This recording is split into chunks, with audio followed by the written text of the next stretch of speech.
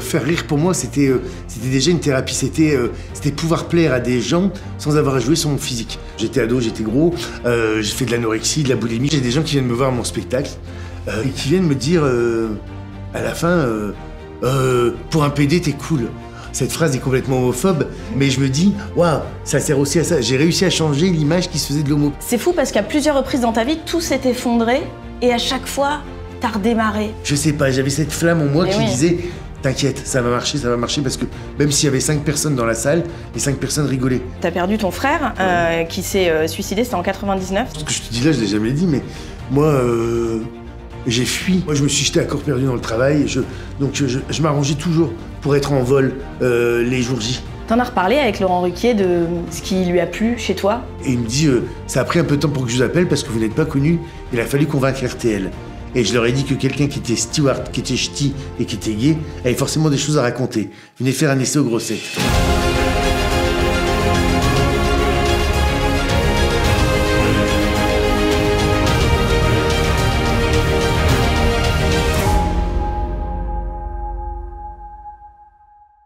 Salut Jean-Phi. Bonjour. Je suis ravie de t'accueillir sur le plateau du Portrait. Alors actuellement, tu es en tournée pour ton one-man show Tombé du ciel jusqu'au printemps 2025. Comment tu te sens là dans cette sacrée période?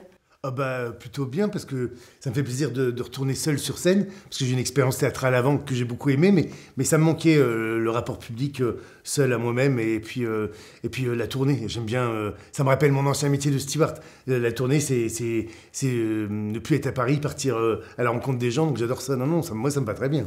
Alors justement, ton ancien métier de steward, on va en parler aussi tout au long de cet entretien. Mais avant ça, je voulais te demander pourquoi tu avais choisi ce titre pour ton one-man show Tombé du ciel. Il y a un côté un peu providence, chance, mais aussi un côté un peu hallucination, quoi. Ça me tombe du ciel, j'en reviens pas de ce qui m'arrive. En fait, ça cumulait beaucoup de choses. Ce titre, il était parfait parce que l'ancien spectacle s'appelait D'école et je racontais ma vie dans les airs à travers mes 20 ans d'aérien, plus ma famille.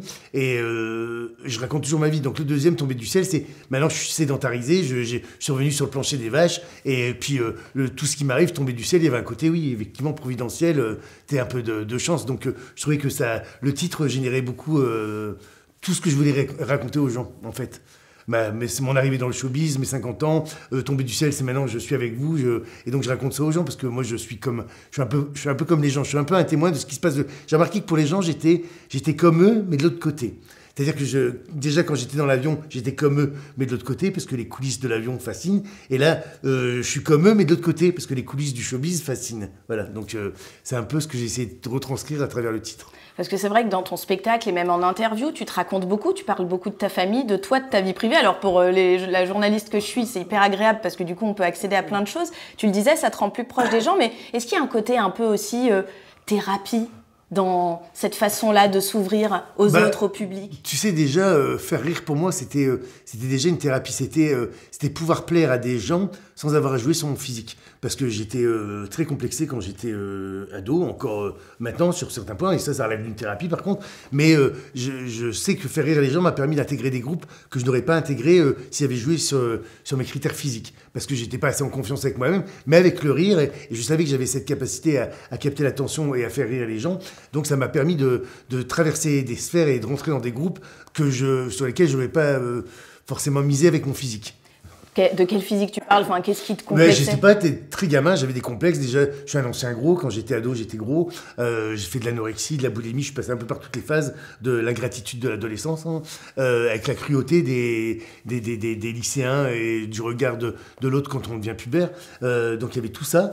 Et je trouvais que rire, c'était une façon de... Je préférais me moquer de moi avant que les autres le fassent. Donc j'ai toujours eu beaucoup d'autodérision et c'est ma mère qui m'a transmis ça parce que ma mère est forte et ma mère a toujours joué sur son poids et s'est toujours moquée d'elle avant que les autres le fassent. Et je pense qu'elle m'a transmis ça. Donc voilà, donc j'ai traversé la vie comme ça en me moquant de moi parce que si tu regardes bien mon spectacle, je me moque surtout de moi et de ma famille. C'est pas un humour corrosif, mais c'est surtout un humour d'autodérision. On va reparler de toutes ces choses que tu as traversées et puis de ta faculté à rebondir aussi malgré les épreuves. Tu disais que ça te permet d'intégrer intégré des groupes que tu n'aurais pas pu intégrer. De quoi tu parles exactement? Bon, en tout cas, c'est sur la confiance en soi, en fait, Ouais. c'est tout. J'ai remarqué, quand tu as confiance en toi, tu te présentes différemment aux gens. Et moi, comme je savais que je faisais rire, je savais que je les avais dans la poche, donc j'ai dû me présenter différemment. Et c'est parce que je voulais pas jouer sur mes critères physiques, parce que j'étais complexé, et par mon poids, et parce que j'avais des sillons nasogéniens qui étaient marqués, on aurait dit que j'étais fatigué. J'avais pas des belles dents à l'époque. Enfin bref, voilà, je me trouvais beaucoup de... Après, c'est moi et moi-même, hein, ça s'appelle de la dysmorphophobie. Hein, mais en tout cas, je savais que par le rire, je rattrapais cette confiance que je perdais sur le physique. Mais c'est assez intéressant parce qu'on est beaucoup à avoir ce genre de complexe. Je pense que parmi les gens qui t'écoutent, il y en a pas mal qui vont se reconnaître. Et du coup, de savoir que par l'humour et le rire, ça peut être une piste, ça peut aussi donner voilà, des conseils aux gens et peut-être un peu d'élan pour dépasser ces complexes-là. Ouais. Alors, je sais pas si c'est une solution, mais en tout cas, moi, je dis que dans la vie, il y a des chemins de traverse. Voilà, et que moi, j'ai remarqué que partout où je suis allé et tous les buts que j'ai atteints, je suis jamais passé par la grande porte. Je suis toujours passé par la fenêtre entrouverte. Voilà, parce que moi, quelqu'un comme moi du Nord, qui était ch'ti, d'un milieu populaire ouvrier, normalement, n'aurait pas dû atterrir dans un avion d'Air France, faire une carrière de 20 ans. Et ce même steward ch'ti et gay n'aurait pas dû atterrir dans le showbiz après 40 ans. Enfin, donc, j'y suis arrivé, mais par des biais détournés, en fait. Et je sais pas. Je pense que c'est ça. Et je sais que les 3/4 des projets que je mène, j'y arrive jamais par la grande porte, parce qu'on m'octroie pas le crédit, ou alors parce que je suis trop popu, parce que voilà. Je me dis, c'est pas grave, on veut pas de moi par la grande porte, je passerai par la fenêtre d'à côté. Voilà. Et c'est ce que je fais. Et ça marche. Bah ouais, apparemment. Peu importe comment on y arrive, le principal, c'est l'objectif. Exactement. Alors, on va remonter un peu à la source et peut-être à ce qui t'a donné justement toute cette force et cette envie de combattre dans la vie. Alors, c'est le principe de cette émission. Je t'ai demandé de choisir 2 photos qui te tenaient à cœur. La première photo que tu nous as amenée, c'est celle-ci. Alors, je te laisse nous la décrire. Décris-nous un peu qui on voit, à quel moment, etc., etc. Ben, c'est la photo de famille. Hein.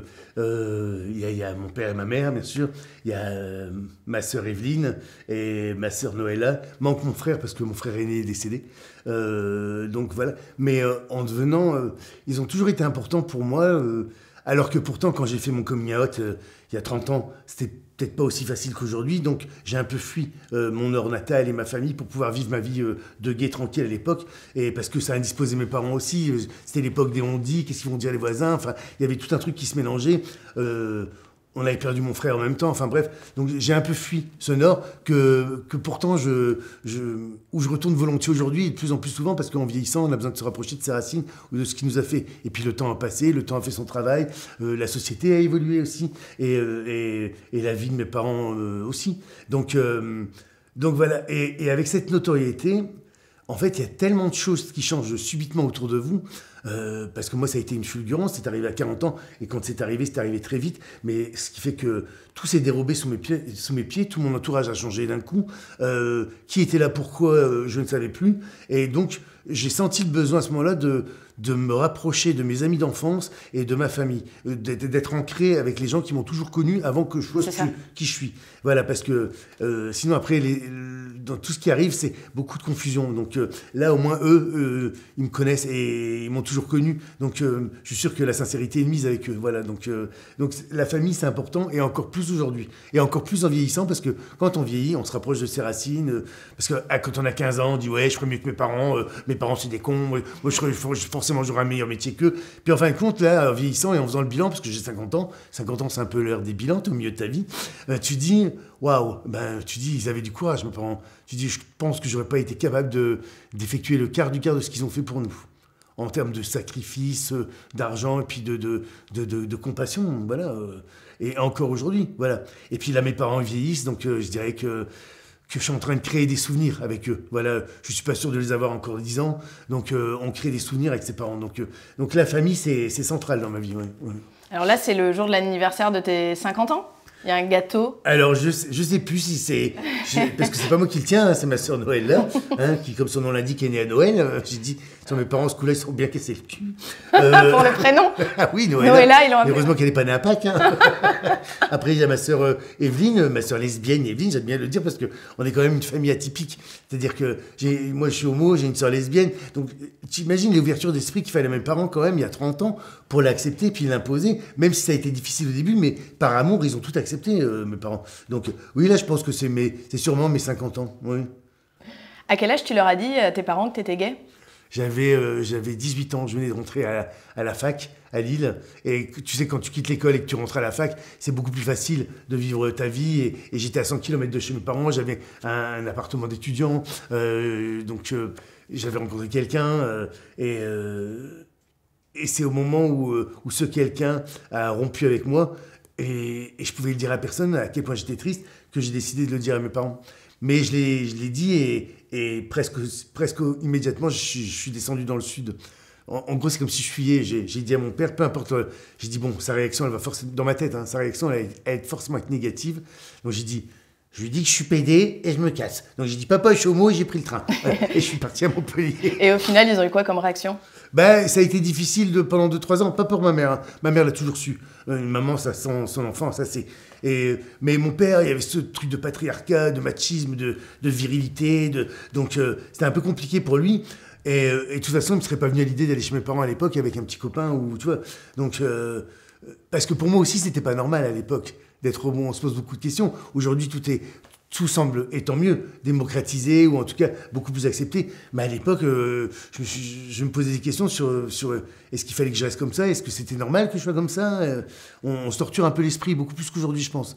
Voilà, parce qu'il y avait cette société qui n'était pas aussi acceptante qu'aujourd'hui. Voilà, donc, Malgré tout, je pense que ça reste quand même toujours une épreuve quand on est gay de devoir le dire à ses parents, même en 2024, même si on en parle de plus en plus librement. Parce que la tolérance, il y a beaucoup de parents qui l'acceptent pour les autres, mais tant que c'est pas chez eux, c'est souvent ça. Donc, t'as pas des courriers de fans justement qui te demandent des conseils ou qui cherchent du soutien ou tu vois que tu pousses vers l'avant ? J'ai mieux que ça. Tu vois, des fois, j'ai des gens qui viennent me voir à mon spectacle.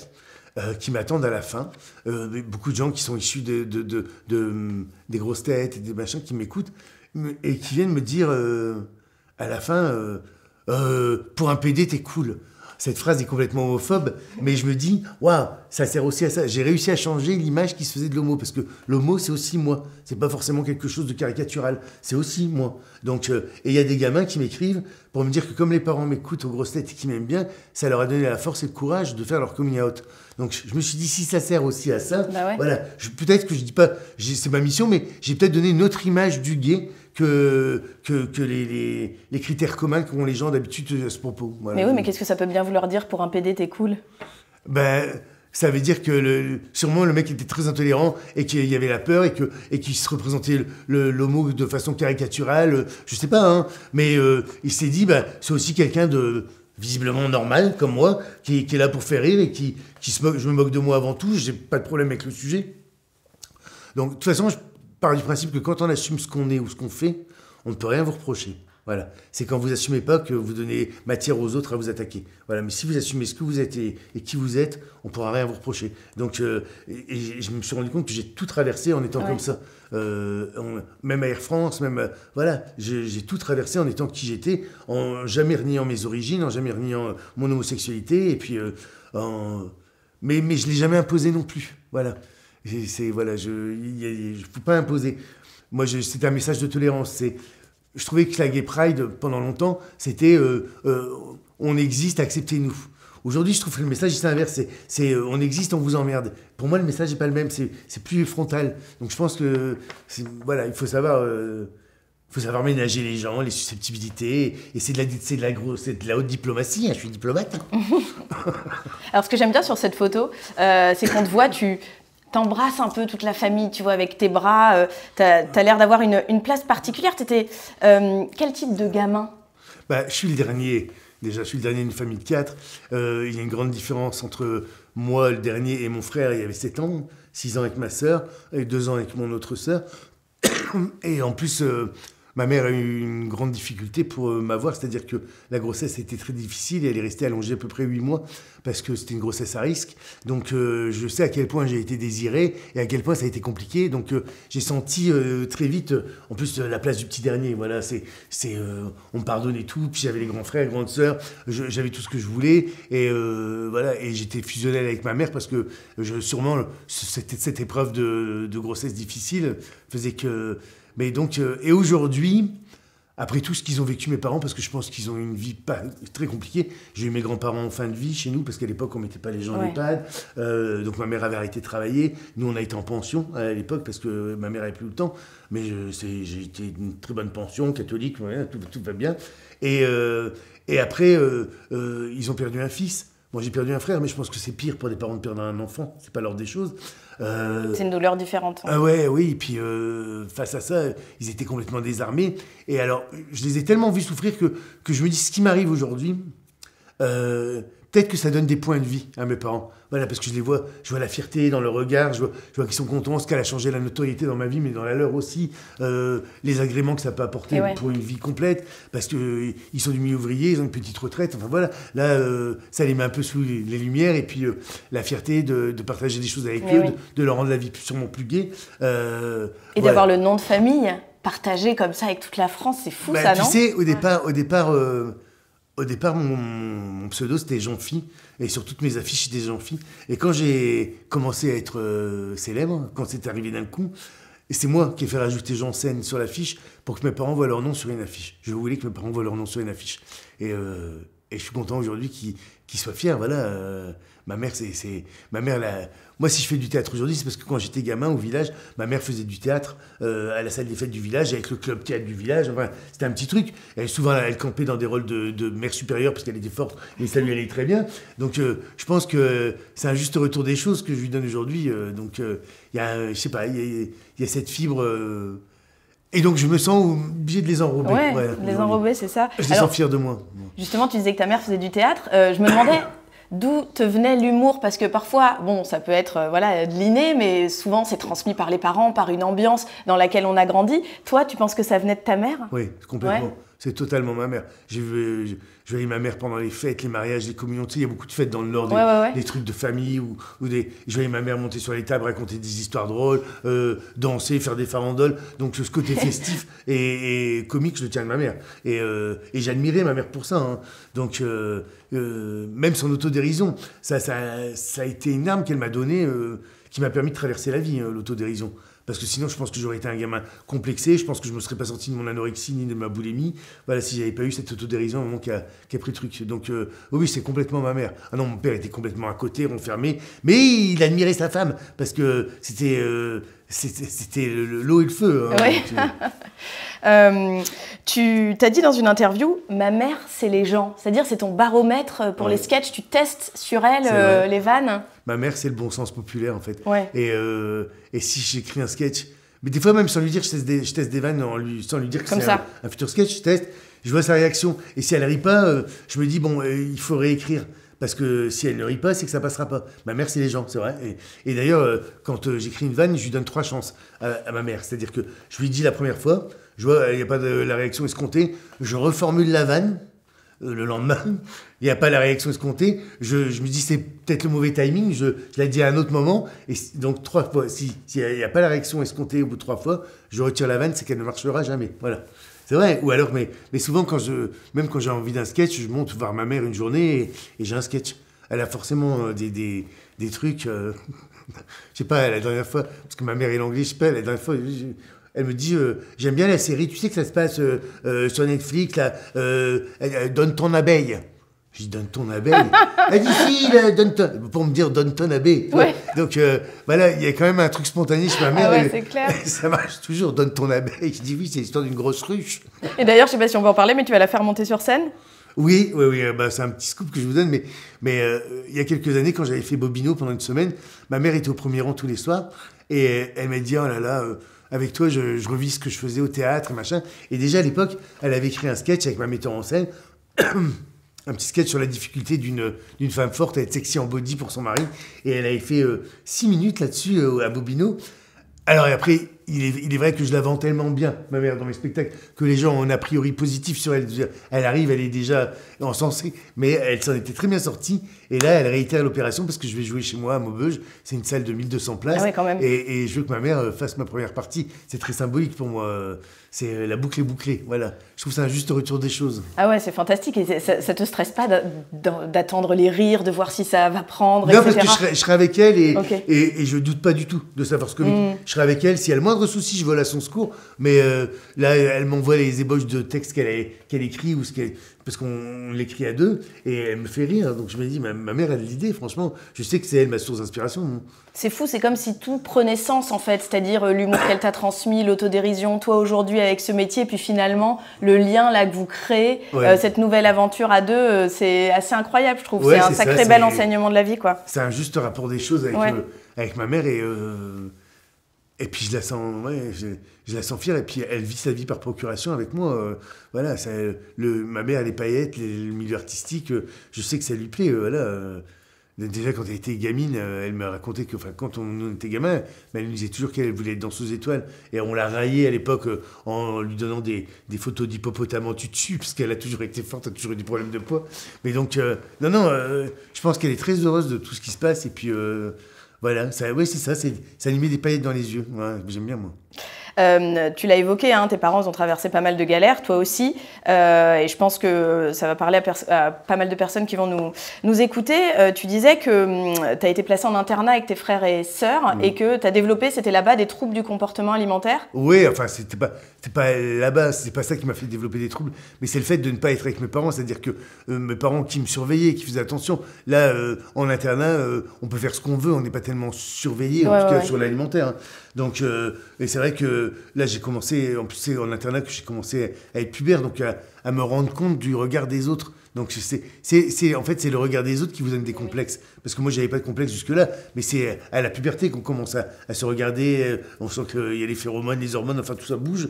Et je me suis rendu compte que j'avais un problème de poids, et donc... c'est vrai que j'ai fait de l'anorexie, j'ai fait n'importe quoi, et personne ne contrôlait que je mange pas. Et puis j'ai bu jusqu'à 9 litres d'eau par jour, enfin vraiment c'était... C'est la potomanie, ça s'appelle, J'avais développé des névroses et j'avais perdu quelque chose comme 25 kilos en 2 mois. Et il a fallu m'hospitaliser parce que je n'arrivais pas à me raisonner et à revenir normal. Je pouvais me peser 10 fois par jour, enfin c'était vraiment névrotique. Hein.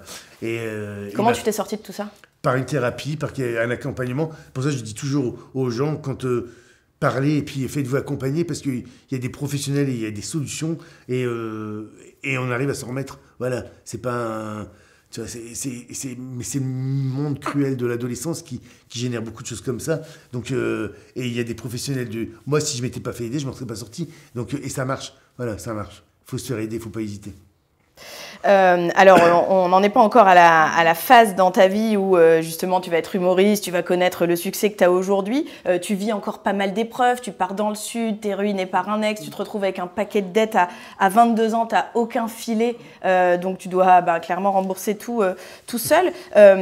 C'est fou parce qu'à plusieurs reprises dans ta vie, tout s'est effondré et à chaque fois, tu as redémarré. En fait, tu penses que tu as trouvé où la force finalement ? Non, je dirais que c'était peut-être nécessaire. En fait, c'est mes échecs. Ouais. Je dis souvent que mes échecs sont mes forces. Parce que s'il ne m'était pas arrivé ça, si je n'étais pas descendu dans le sud pour mon premier mec qui avait 10 ans de plus que moi et qui a ouvert des boutiques de fringues à mon nom, hein, il m'a fait croire qu'on ouvrait, mais il a ouvert des boutiques de fringues à mon nom. Moi, il me disait je t'aime, je signais tous les papiers. Hein, j'avais 20 ans, fraîche, belle, fraîchement arrivé dans le sud. Et 3 ans après, il a disparu avec la caisse et m'a laissé... une dette colossale de 90 000 €, et j'étais co-emprunteur de tout, et il avait organisé son insolvabilité, donc j'ai dû tout régler. J'ai payé pendant 12 ans de ma vie, et à ce moment-là, je me suis dit, mais qu'est-ce que je vais faire ? J'avais 22 ans, j'avais pas le droit au RMI, l'actuel RSA, j'avais le droit à rien. Et c'est toujours les hasards de ma vie, mais c'est une copine, cliente d'un des magasins que j'avais, c'était des magasins de fringues, qui m'a dit, moi je te verrais bien Stewart. Je ne savais même pas ce que c'était. Je vais regarder sur Internet. Je dis, ah oui, c'est pas mal. Et il fallait me faire payer la formation parce que ça coûtait un peu de sous. Et là, des sous, j'en avais pas. Je ne voulais pas en réclamer mes parents parce que je ne voulais pas les inquiéter. Ils étaient dans le Nord et ils n'ont jamais été au courant que j'avais des problèmes d'argent à l'époque. Et donc, c'est ma meilleure amie qui m'a aidé. Et puis, Et puis le gouvernement Jospin, à l'époque. Ouais. Moi j'ai rien à reprocher à Jospin. Mais j'ai envoyé une lettre à cœur ouvert au gouvernement disant que j'étais en procédure, puisque j'étais qu'une victime d'un système. C'est-à-dire que je m'étais fait avoir par un escroc. Et tout le monde s'entendait à dire que j'étais une victime de cet escroc. Mais tant que vous êtes solvable, vous pouvez payer, vous payez. On compatit, mais tu payes. Tu vois, donc c'était ça. Et donc j'avais plus d'argent pour cette formation. Et c'est le gouvernement Jospin qui a fait remonter à la région. Et c'est la région qui a payé ma formation de steward. Comme quoi, il faut toujours tout tenter, même quand on est... Il faut passer par la fenêtre d'à côté. C'est ça. Ah oui, là, pour le coup, c'est vraiment l'exemple. Et ils nous ont payé ma formation. J'ai eu mon examen parce que j'étais très motivé. Mais mon premier vol, tout consistait à faire croire aux gens que je maîtrisais mon environnement, alors que pas du tout. J'étais jamais monté dans un avion, jamais. Donc, et j'ai fait une carrière là-dessus. Enfin, des fois, je me dis... Et j'ai adoré. Après, je suis rentré à Air France. Et j'ai adoré. Pendant 20 ans, j'ai vu le monde. Et je dis toujours aux gens... mes yeux ont vu ce que les tiens ne verront jamais en une vie. Donc pendant 20 ans, j'avais mes habitudes à Rio, à Bogota, à Singapour. Enfin, c'était incroyable. C'est génial. Ça montre que finalement, en tentant tout, même le truc le plus improbable, finalement, ça peut toujours finir par marcher, en fait. Parce que écrire au gouvernement pour leur demander de te payer ta formation parce que tu t'es fait ruiner par des choix amoureux, bon voilà, c'est quand même incroyable. Ouais, bah oui, c'est dingue. Mais même quand je suis devenu artiste, parce que aujourd'hui, on voit que le côté paillettes, réussite, mais la galère fait partie du parcours de l'artiste. On le sait, ouais, et donc, j'ai galéré. C'est-à-dire qu'au moment où je prends un congé sabbatique à Air France, parce qu'on peut prendre un congé sabbatique pour me tenter au théâtre et me tenter à la chance, pile au même moment, c'est-à-dire sans solde, c'est-à-dire que j'ai pas de salaire, et au même moment, je commence le théâtre à Paris, c'est pile au moment des attentats. Et donc, le soir des attentats, je suis bloqué dans un petit théâtre à la République toute la nuit avec mes passagers, j'allais dire, non, mes spectateurs. Et après, pendant les 6 mois qui ont suivi, les salles sont vides. Les gens ont peur, c'est la terreur, souvenez-vous de cette période. Je me suis dit, waouh! Et moi, je devais de l'argent au théâtre. Enfin bref, je remplissais pas, c'était horrible, et j'ai eu de gros doutes. Et donc, mais pour autant, je sais pas, j'avais cette flamme en moi qui disait... T'inquiète, ça va marcher, parce que même s'il y avait 5 personnes dans la salle, les 5 personnes rigolaient. Donc c'est pas le problème, c'est pas le texte, le problème, c'est se faire connaître et faire venir du monde. Et donc j'ai même réussi à persuader ma banque, parce que j'ai pas payé mon loyer pendant 1 an. Il y a mon propriétaire qui sonnait tous les jours à ma porte en disant « J'ai loué mon appartement à un steward d'Air France, pas un artiste en carton !»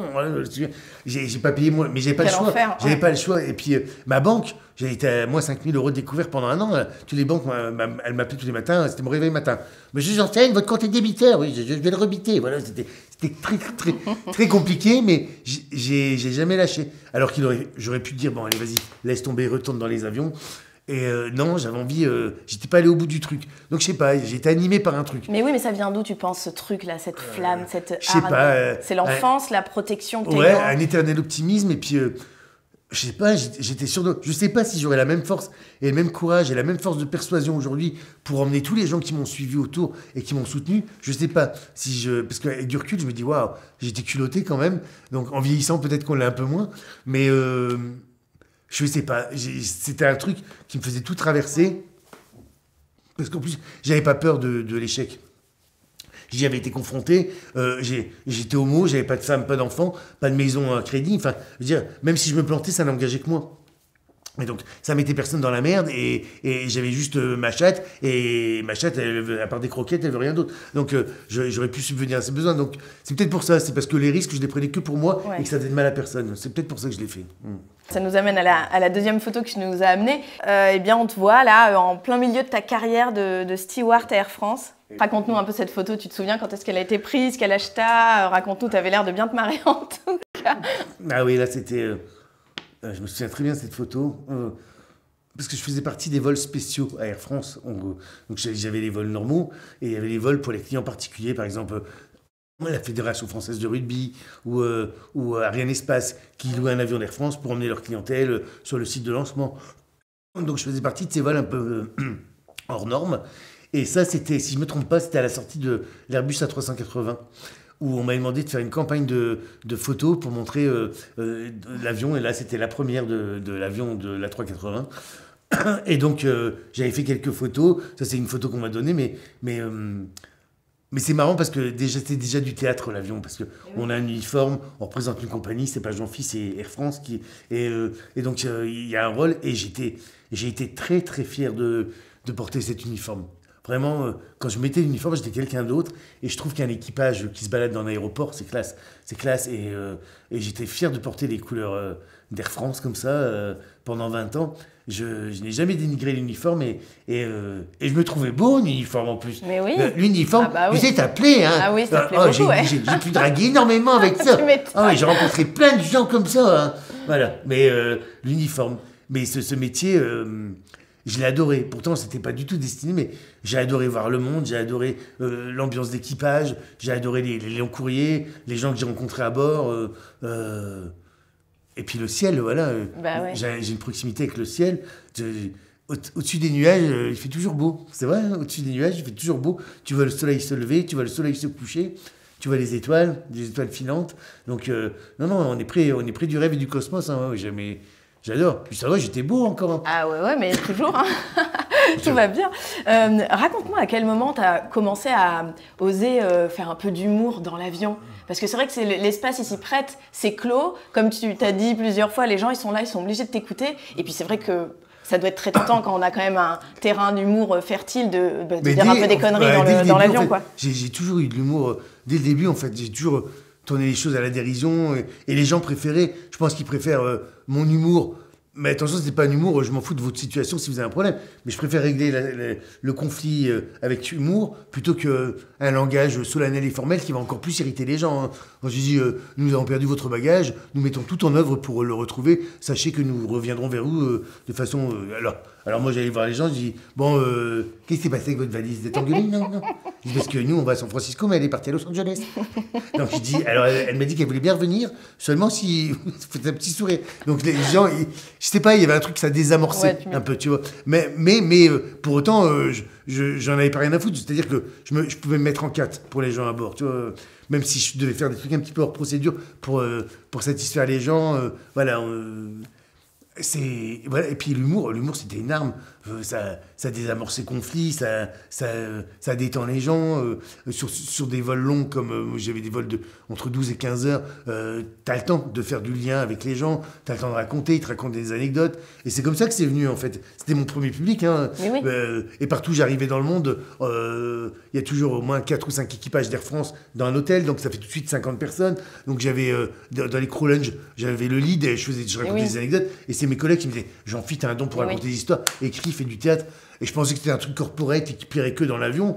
Et c'est les passagers aussi. Et c'est une copine hôtesse de l'air qui, à mon insu, m'a inscrit à un concours d'humoriste qui s'appelait le Printemps du Rire à Toulouse.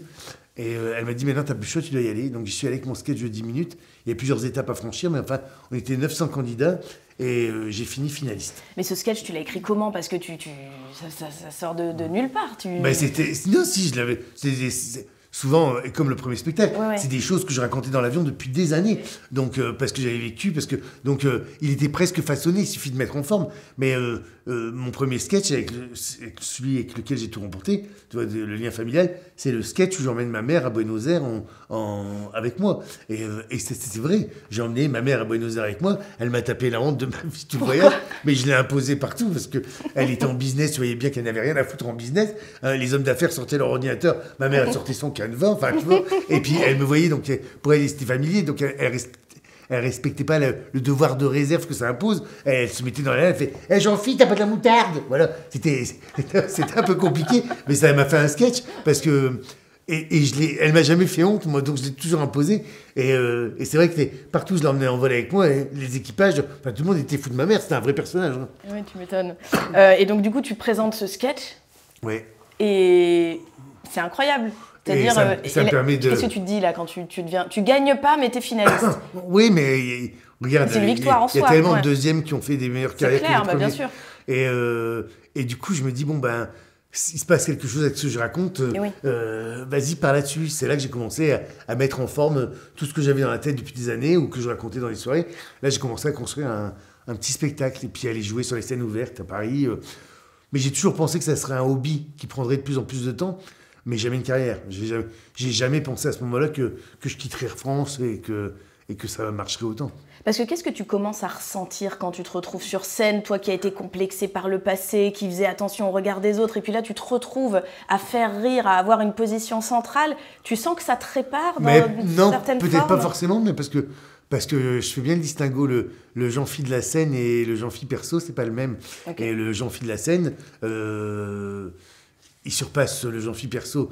Donc sur scène, je me sens beau, je me sens infaillible, je me sens sûr de mon art, et puis j'ai envie de faire plaisir aux gens. Voilà, c'est pas la même chose dans ma vie privée, c'est beaucoup plus complexe et compliqué. Mais sur scène, en tout cas, j'ai une liberté que je n'ai pas dans ma vie. L'un et l'autre ne s'entraident pas à un moment donné? Non, il y a le Jean-Phi de la scène, c'est un peu névrotique, hein, mais il y a le Jean-Phi de la scène qui bouffe un peu le Jean-Phi perso, et le Jean-Phi perso, il a un peu de mal à faire face au Jean-Phi de la scène. Mais c'est une histoire de compromis, il va s'en sortir. Jean-Phi, tu l'as évoqué, tu as perdu ton frère qui s'est suicidé, c'était en 99, c'est bien ça? Oui, c'est tellement violent. Un suicide déjà, et après je respecte un suicide, c'est un choix aussi, hein, c'est un choix. Mais le problème dans cette histoire, c'est qu'on n'avait pas d'explication. Enfin, on a attendu la lettre du facteur, on a attendu. Donc chacun avait plus ou moins sa version, chacun avait plus ou moins sa dose de culpabilité par rapport à des choses qui seraient ou non réglées. Je me souviens encore le jour où je l'ai appris, je sortais d'un avion, j'étais sur moyen courrier, je suis arrivé à l'hôtel à Nice, et le réceptionniste m'a dit comme ça, il m'a livré, il m'a dit « il faut appeler votre mère, votre frère est mort ». Et tu peux pas recevoir cette information comme ça avec l'équipage autour. Donc surtout, tu peux pas dire ça aussi. Mais j'étais dans le déni, j'ai même pas voulu entendre l'information. Je suis monté dans ma chambre, j'ai appelé ma mère, j'ai compris. Je suis redescendu, j'ai giflé le réceptionniste. Tu l'as giflé? Oui, je crois qu'il a même pas cherché à savoir. Je pense qu'il s'était rendu compte. Mais après, pour te dire à quel point le cerveau te protège, pendant 24 heures, mon cerveau il a bugué et j'étais dans le déni. C'est-à-dire que je devais voir des gens, je devais sortir avec des amis, j'ai tout fait. Et personne n'a jamais su que mon frère était mort. Et 24 heures après, la réalité m'a rattrapé, et s'est mise devant moi, et j'ai dit, bon, allez, maintenant. Et je suis monté. Mais c'est 24 heures où c'était tellement dur, tellement dur à supporter que je ne pouvais pas l'accepter. Je suis monté voir ma mère, enfin mes parents, enfin toute la famille. Et après, comment on avance là-dessus, tu vois? Je voyais mes parents qui se reprochaient l'un l'autre de ne pas avoir vu. Mon frère avait 2 enfants, la petite avait 6 mois, la dernière. Et là, tu te dis waouh. Et tout le monde a son explication, tout le monde est dévasté. Et c'est pas à ce moment-là que tu vas trouver l'explication, c'est sur le temps.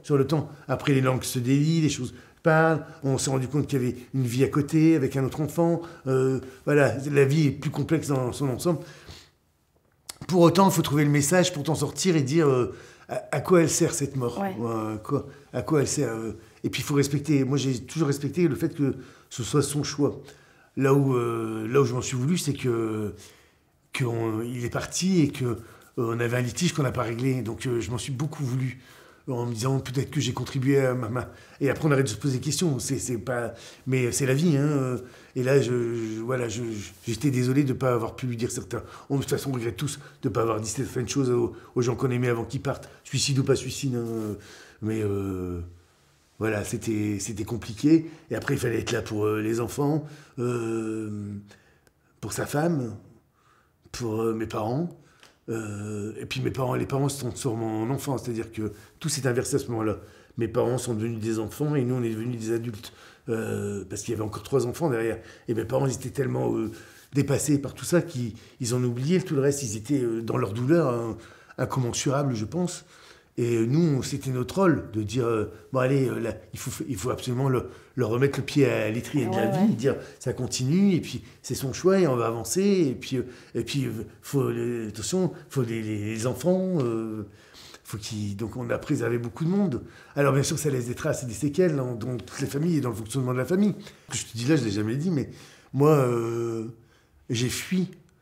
J'étais là présent pour les petits et matériellement et tout, mais j'avais une telle douleur que, tu sais, c'était le premier Noël sans Alexandre, le premier et tout ça, je ne voulais pas. Donc moi, je me suis jeté à corps perdu dans le travail. Donc je m'arrangeais toujours pour être en vol les jours J, pour pas être là, pour le gérer. C'était une façon de le gérer.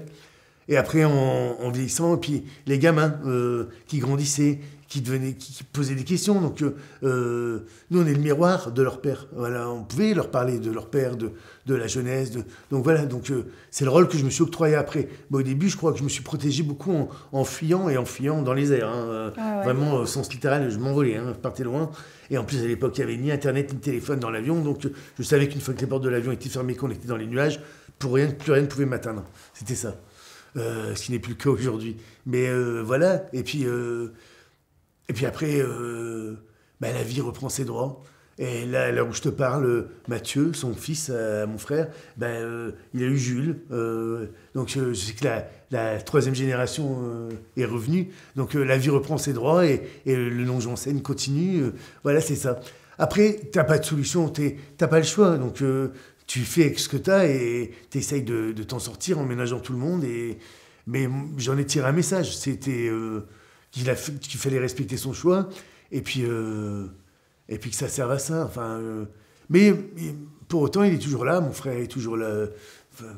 Tu sais, mais moi, je parle à mes morts. Hein. Je suis très superstitieux, je suis croyant. Donc, chaque fois que j'ai une décision importante dans ma vie, je demande à mon frère. J'ai la chance d'avoir un appartement dont les fenêtres donnent sur le Sacré-Cœur. Vraiment, tu vois, je suis resté très grenouille de bénitier. Hein, quand même. Donc, je lui parle, je sais, voilà. Mais, tu parles à haute voix ou c'est dans tes pensées? Non, je parle à haute voix. Ouais. Oui, on prendrait pour un taré à la maison. Non, hein. mais attends, on gère comme on peut déjà ces drames-là. Ouais, on fait ça. ce qu'on peut. Après, et chacun trouve sa solution. On a tous nos karmas, toutes les familles vivent des drames, toutes les familles. Voilà, c'est tout. Il faut savoir avancer et puis on ne pourra pas revenir en arrière. Donc il faut avancer, tirer les enseignements et puis que c'est important que la vie reprenne ses droits. Voilà. Donc moi, ça m'a boosté et tu vois, quand je dis ça donne des points de vie à mes parents aujourd'hui, parce que ça a abîmé mes parents beaucoup, ça a beaucoup abîmé mes parents. Aujourd'hui, j'ai l'impression que par ce que je fais, ça leur donne un petit peu des points de vie, je vois un petit peu de joie dans leurs yeux, parce que ça les a éteints quelques années, leur couple a failli exploser. Et puis finalement, on est tous cabossés, mais on s'en sort tous unis, encore aujourd'hui, donc c'est bien. Ouais, c'est la question que j'allais te poser justement. Si aujourd'hui ta célébrité, puisque tu peux leur apporter les aides justement aussi fiers, à avoir un peu de baume sur le cœur et t'as répondu. On en a parlé de tout ce dont tu t'es remis, de toutes ces étapes que tu as franchies. Et puis après, donc tu démarres ta carrière d'humoriste, tu fais des scènes ouvertes, tu vas à Avignon. Je crois qu'au début, pendant 2 Avignons, c'est galère. Et puis le 3e, c'est là que la collaboratrice de Laurent Ruquier vient te repère. Qu'est-ce que ça veut dire de la vie? C'est-à-dire, on va à Avignon. En plus, c'est dur, c'est un métier artistique. Tu peux très bien tomber dans l'anonymat, aussi vite que tu t'es monté sur scène, tu peux retomber. Il n'y avait aucune garantie de succès. Puis là, tu vas 3 fois. Oui, parce que le premier, c'est plus ou moins le cadeau du Printemps du Rire que j'ai gagné. Okay. Donc, c'est de m'offrir mon premier Avignon. Entre guillemets, parce qu'il y a quand même beaucoup de frais annexes. Ouais. Ça coûte cher, Avignon. Ah, oui. Et c'est un Avignon catastrophique. Parce que c'est un Avignon où tout le mois de juillet, il a plu, mais des cordes tout le temps. Il y avait les intermittents du spectacle, c'était en 2013 qui faisaient grève. J'ai dû jouer dans une arrière salle de discothèque parce qu'à Avignon, tout se transforme en théâtre pour Avignon. Et donc, c'était une discothèque la nuit, le jour c'était un théâtre. Donc, ça sentait la pisse et le vomi quand t'arrivais là-dedans. Et les gens venaient pas. Waouh. Donc, le premier était catastrophique. Donc, je suis revenu en disant, bon, je suis bien dans mes avions. Hein. Et le deuxième, j'ai dit, allez, je vais y retourner. Et le deuxième, bon, il marche un peu mieux, mais quand même, je dois encore de l'argent, parce que c'est un petit billet de 15 000, Avignon, c'est ça, quand tu produis tout seul, tu fais tes flyers, tes affiches, la location de théâtre, c'est 15 000. C'est énorme, il faut se sortir. Oui, surtout que je ne les avais pas, hein, donc moi, je creusais mon déficit un peu plus. Mais quand même, tu sens au deuxième que le microcosme commence à parler de toi, mais tout ça n'est pas très... voilà. Et c'est au troisième, je fais un plateau d'humoriste avec Vincent de Dienne. Et on parle, on sympathise beaucoup avec Vincent de Dienne. Et Vincent de Dienne qui est produit par Ruc Productions, donc Laurent. Et Vincent parle de moi à Laurent et il dit, tu devrais y aller voir, il y a un steward qui fait rire Avignon. Et Laurent Ruquier me dit, moi j'ai regardé une vidéo de toi sur Internet, c'était ton sketch du coming out. Et il m'a dit, forcément, ça résonne pour quelqu'un comme moi. Et il m'a dit, je suis à Avignon mais j'ai pas le temps de te voir. J'envoie Sophie Hasbrook, sa collaboratrice, qui vient me voir et qui me dit à la fin, Laurent Ruquier aime beaucoup ce que vous faites. Mais ça te donne pas monnaie sonnante et trébuchante. Et puis, mais t'es content de savoir que la profession commence à te regarder. Et donc, t'es flatté. Mais pour autant, il se passe rien à ce moment-là. Et moi, je suis vraiment dans ma 3e année de déficit. Ça se passe pas bien. Parce qu'en parallèle, tu bosses à Air France. Oui. Tu fais les Avignons. Donc, quand tu finis les Avignons, tu retournes dans les avions. Je posais sur mes mois de vacances. Et après, je retournais dans les avions. Oui. Et de même que quand j'étais Air France, des fois je rentrais de Singapour, le soir j'allais jouer, et le soir lendemain je repartais à Beyrouth à 9h, et puis en vrai c'était compliqué, j'ai fait un petit burn-out au bout d'un an. Oui, c'est ce que j'allais te demander. Mais c'était, j'en voulais, j'avais la force. Et là donc ça c'était en juillet, on me dit que Laurent Ruquier aime ce que je fais, et il m'appelle lui en septembre, donc il se passe l'été, en me disant, c'est un numéro masqué, ça me fait toujours rire parce que numéro masqué à l'époque, pour moi, c'est ou la banque ou un huissier. Hein, et là, je réponds et je reconnais sa voix, reconnaissable entre toutes. Et il me dit, ça a pris un peu de temps pour que je vous appelle parce que vous n'êtes pas connu. Il a fallu convaincre RTL. Et je leur ai dit que quelqu'un qui était steward, qui était ch'ti et qui était gay, avait forcément des choses à raconter. Venez faire un essai aux grossettes. Venez faire un essai. Et j'y suis allé et c'était ma deadline. C'est-à-dire que ça, c'est en septembre et je retournais dans les avions en décembre. Il fallait que tu donnes une réponse à Air France. La fin de mon congé sans solde, il fallait que je donne ma réponse. Donc comme quoi les planètes sont alignées au dernier moment. Je suis allé faire mon essai, je m'en souviens encore, ça s'est très très bien passé. Christine Bravo m'a beaucoup aidé parce qu'elle m'a dit défonce-moi la gueule. Elle m'a dit cette phrase, elle m'a dit défonce-moi la gueule. J'ai dit pardon, elle m'a dit défonce-moi la gueule, moi j'ai l'habitude, toi ça va t'aider. J'ai pu jouer et la charrier. Laurent Ruquier m'a servi mais les plats en termes d'anecdotes d'avion parce qu'il adore ça. Et en gros, ce que je dis aux gens, je suis rentré à 16h RTL, je suis ressorti et à 18h, j'étais une star, j'étais une vedette. C'était incroyable. Et là, tout a changé d'un coup. C'était incroyable. T'en as reparlé avec Laurent Ruquier de ce qui lui a plu chez toi, après coup?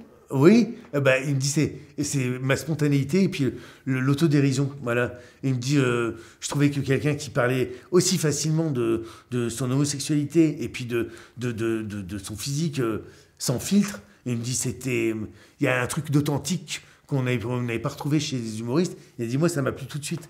Et puis il me dit et cet accent qui rend comique. D'ailleurs c'est lui qui m'a conseillé parce que toute ma vie on m'a demandé de gommer cet accent que je dis pas trop là hein, parce que je te parle sérieux. Mais toute ma vie on m'a demandé de le gommer et moi je trouvais qu'il donnait un sens comique à tout ce que je voulais dire quand j'avais voilà et lui m'a dit un conseil à RTL, garde ton accent. On reconnaîtra toujours ta voix entre toutes si tu gardes cet accent. Et j'ai bien fait. T'as été un des secrets de ma réussite aussi. Tu vois, donc, Laurent, que ce soit Laurent, Karine Le Marchand, des gens qui viennent un peu du même background que moi, en fait, me donnent des conseils très précieux. Voilà. Parce qu'après, faut pas se perdre dans ce milieu du showbiz où il y a beaucoup d'étoiles qui brillent et derrière, il y a beaucoup de merde. Et tout le monde n'est pas forcément bien intentionné. Comment tu l'analyses après coup, cette rencontre avec Laurent? Je veux dire, c'est le fruit de ta persévérance, finalement. Oui, c'est... La persévérance provoque de la chance. En fait, c'est ça. Ce métier, c'est chance, talent, rencontre. Et voilà. Et là, les trois sont alignés. Alors oui, peut-être ça a été un petit peu organisé, parce que Vincent, parce que voilà. Moi aussi, je voulais que Laurent Ruquier entende parler de moi, j'en avais envie. Mais je faisais pas du forcing non plus, je voulais pas...